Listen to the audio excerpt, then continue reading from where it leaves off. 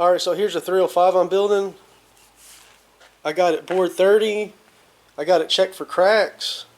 I got the freeze plugs put in it and these little oil passage plugs, whatever they're called. I also got the machine shop to put the cam bearings in. You can see it right there. New cam bearings and freeze plugs. Alright, one more thing I got them to check is called the line bore. And it's how these holes line up, like where your crankshaft sits in. I kind of messed up and this block's been sitting here getting kind of rusty, and then I've been kind of spraying it down with PB Blaster to keep the rust off of it. Now the side's oily and I'm going to have a problem painting it. I haven't built an engine in a long time and I forgot that I like to do my own freeze plugs so that way I could paint it real nice and put brass freeze plugs, but I was in a hurry and I was just like, just go ahead and get it done. I also got my crankshaft standing over there in the corner of the bed. I got it freshly turned. It's so humid out here it's trying to rust too. I also got my pistons. This is a Speed Pro flat top. It's a Speed Pro Hypertechnic. It's a flat top. 30 over and the compression height is 1.560. If you don't know what compression height is, it's the center line of the wrist pin to the top of the piston. And later in a little bit I'll talk about why that's important. For reference of what a new piston looks like when it fits. And these are Hypertechnics and pistons, and these are supposed to fit tight. Like only 1/1000th clearance, like that's what it says on the box. So yeah, they fit pretty exact in there.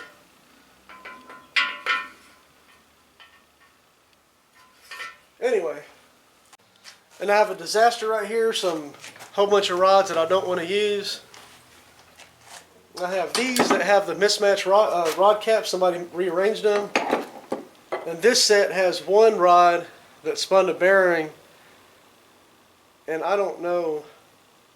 But I'll figure that out later. Okay, so the piston, the reason why that's important, the compression height, is because like some of these, it's very common for a piston like this to have a 1.540. They have different compression heights.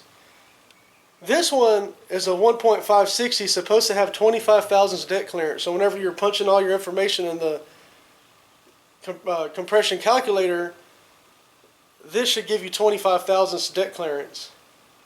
And the reason why that's important, or a little bit important, is because if this is 20 thousandths lower in the bore, then you might lose a couple of points of compression. Like for example, you might go from like 9.5 to 9.2 or something. So that's where I'm at on my 305 build. I know from the first time I posted videos on it, it's been a really long time.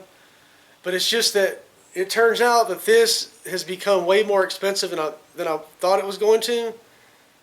I already have over $1,000 in the machine work, and I still don't have a set of rods, I still don't have bearings, and I still don't have gaskets. And also work's been slow, and I had to spend a lot of extra money that I didn't expect. Like I had to get a tree cut outside, I had to pay taxes, and like I just can't really afford this.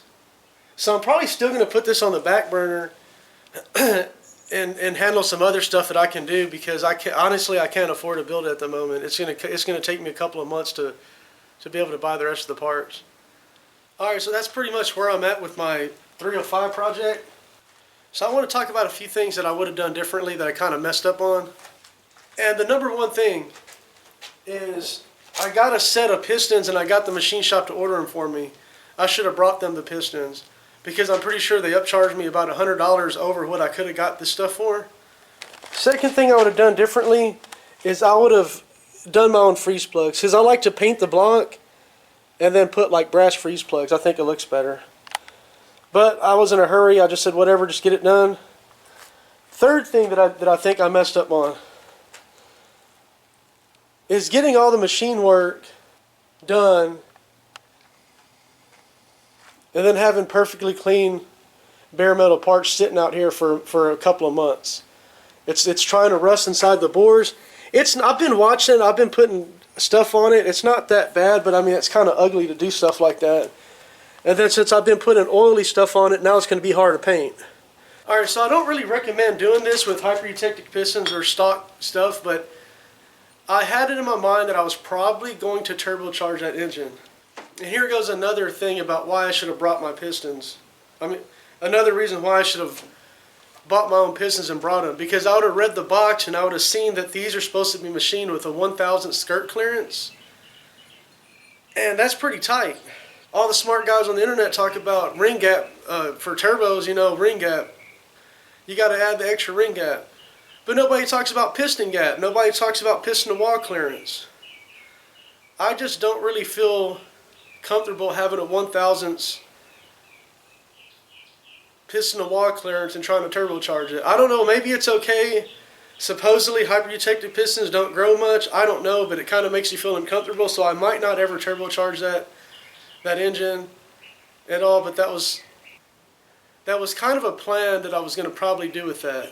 Who cares? Even if I just have a bone stock 305, I still have a use for it. I have an old truck that I can put it in that has a worn out motor in it anyway. Yeah, but to be honest, like this thing, I don't know if I probably said it already, but I already have over $1,000 in this project, and I'm probably gonna have to spend $1,000 more. I might have to get my crank balanced. I'm not sure. Is whenever you start trying to build engines, you need to find your machine shop that's cool. They'll actually talk to you and take time to listen to what you have to say, because if you want to do anything other than bone stock, from what I'm getting, a lot of machine shops just want you to hand them the part, don't even say nothing, and they'll put it to factory spec and give it back to you. But if you want an extra thousandths turned down on your crank for extra clearances, or you want your bore an extra thousandths for more clearance, so that way your piston's not so tight if you're going to turbocharge or supercharge something, then you need to have somebody that will actually like tell you or talk to you about stuff. Anyway, I think usually those are called race shops that do stuff that actually will go above and beyond. And I will admit that I'm probably going to put this on the back burner because I got a lot of other things that I can do that doesn't cost money, and I kind of went broke. And this thing is really costing me a lot of money. I actually regret building it. To be honest, if I could go back in time, I wouldn't even have wasted my time on this 305, because I would have just got I have a 4-bolt 350 right here. I would have just built it, because this is really getting out of hand.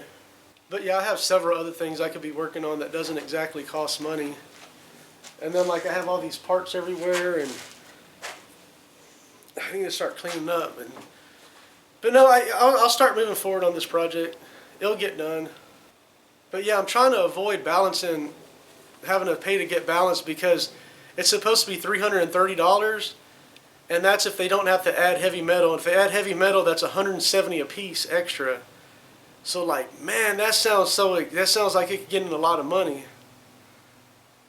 Too much money, especially for a 305.